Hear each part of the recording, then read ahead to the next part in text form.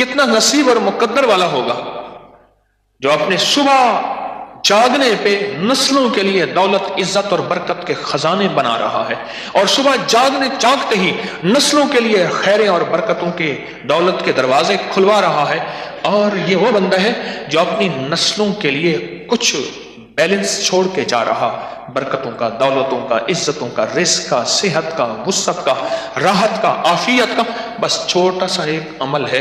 حضرت جابر بن عبداللہ رضی اللہ عنہ سے روایت ہے، رسول اللہ صلی اللہ تعالی علیہ وسلم نے ارشاد فرمایا، 3 کام ایسے ہیں اگر کوئی ایمان کی حالت میں انہیں کرے تو جنت کے جس دروازے سے چاہے داخل ہو جائے اور حور عین سے جہاں چاہے شادی کر دی جائے گی۔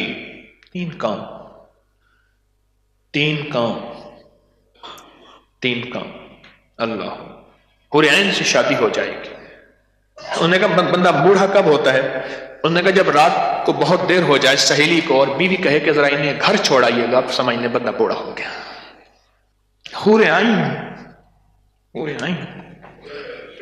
وہ ایک مائی بیٹھی رو رہی تھی، وہ کہنے لگی ہائے میرا گھوڑیاں والا میرا۔ انہوں نے کہا اماں تیرے گھر تو کتا بلی کچھ بھی، طوطا ہی نہیں تھا، بلی نہیں تھی، تو کرے گھوڑیاں والا؟ کہہ رہے اس نے ارادہ کیا تھا میں گھوڑے پالوں گا، تو اس لیے میں کہہ رہا ہوں میرا گھوڑیاں والا۔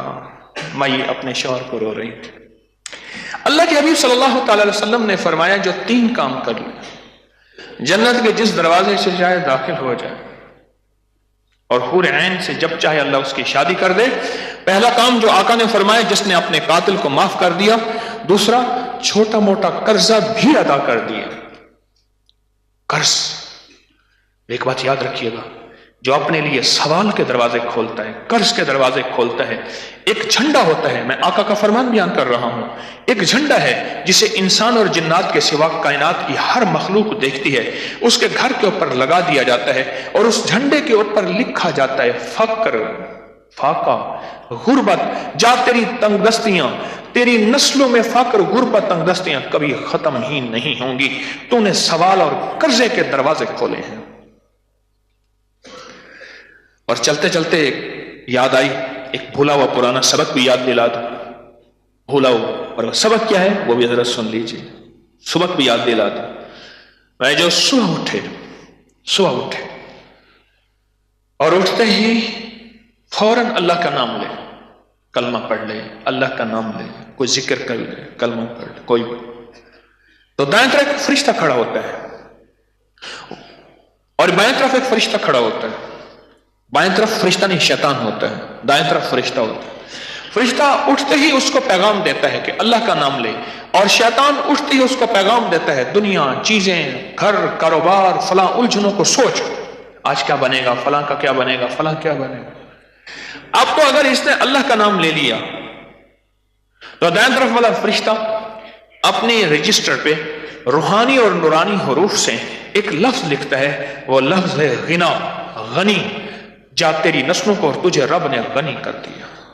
اور جسے اللہ غنی کر دے اسے کون فقیر کر سکتا ہے؟ جسے اللہ مالدار کر دے، جسے اللہ رزق کے وسعت کے خزانے دے دے، جسے اللہ برکتوں، راحتوں، رحمتوں، عافیتوں کے خزانے دے دے، اسے کون فقیر کر سکتا ہے؟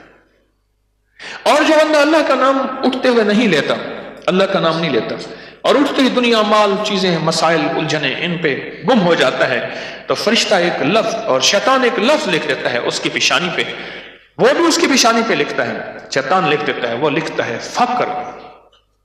کیا لکھتا ہے؟ فقر، فقر، کہ تجھے اور تیری نسلوں کو فقیری دے دے گا۔ فقر لکھ دیتا ہے، فقر لکھ دیتا ہے، فقر۔ کتنا خوش قسمت انسان ہوگا، کتنا نصیب اور مقدر والا ہوگا جو اپنے صبح جاگنے پہ نسلوں کے لیے دولت، عزت اور برکت کے خزانے بنا رہا ہے، اور صبح جاگتے ہی نسلوں کے لیے خیریں اور برکتوں کے دولت کے دروازے کھلوا رہا ہے۔ اور یہ وہ بندہ ہے جو اپنی نسلوں کے لیے کچھ بیلنس چھوڑ کے جا رہا، برکتوں کا، دولتوں کا، عزتوں کا، رزق کا، صحت کا، وسعت کا، راحت کا، عافیت کا، بس چھوٹا سا ایک عمل ہے، نیند کھلتے ہی منہ پہ اللہ کا نام ہی آ جائے، وہ چاہے اللہ جائے، اور سب سے بہترین لا الہ الا اللہ محمد الرسول اللہ، سب سے بہترین کام کر لے.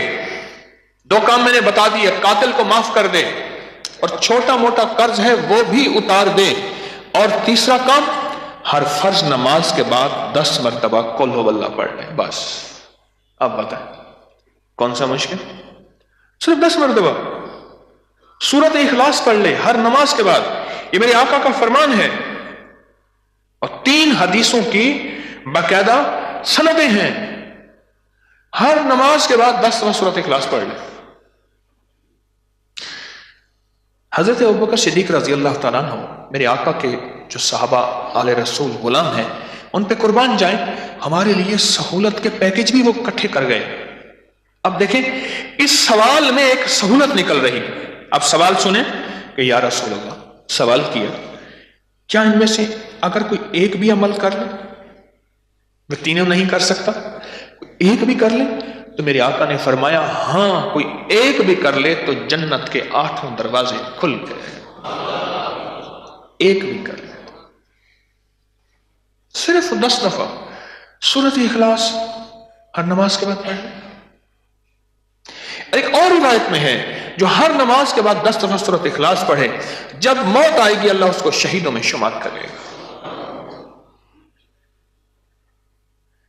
ایک صاحب نماز جمعہ پڑھ رہے تھے، دھوپ کی وجہ سے ان کو پسینہ گر رہا تھا. صدیق اکبر رضی اللہ عنہ نے دیکھا اور فرمایا اے اللہ کے بندے، اس پسینے کی قدر کرنا، اس کا ایک ایک قطرہ شہید کے خون کے بقدر تولا جائے گا جو نماز کے لیے پسینے کے قطرے گرے. سورۃ اخلاص آپ 10 دفعہ پڑھ لیں اور آج ہی پڑھیں. اور اللہ پاک کا نظام ہے کہ زندگی کا آج آخری دن تھا. میں 100% یقین سے کہہ رہا ہوں، ایک 90 سال پڑھے، ایک 90 دن پڑھے، اور ایک کچھ بھی نہ پڑھے، بس پڑھے اور اگلا لمحہ اس کا اس دنیا سے رخصتی کا تھا. اللہ کے امر سے، اللہ کے نظام ہے، یقین جانیے وہ سیدھا کا سیدھا اللہ کی اس انعام کو پا جائے گا، اللہ کے اس اعلان کو پا جائے گا اور اس نظام کو پا جائے گا. کون سا نظام؟ کہ جا تیرے لیے جنت کے سارے دروازے کھل گئے اور حور عین سے تیری شادی ہو گئی. اس کو نظام کو فوراً پا جائے گا. فوراً فیصلہ ہے، فیصلہ.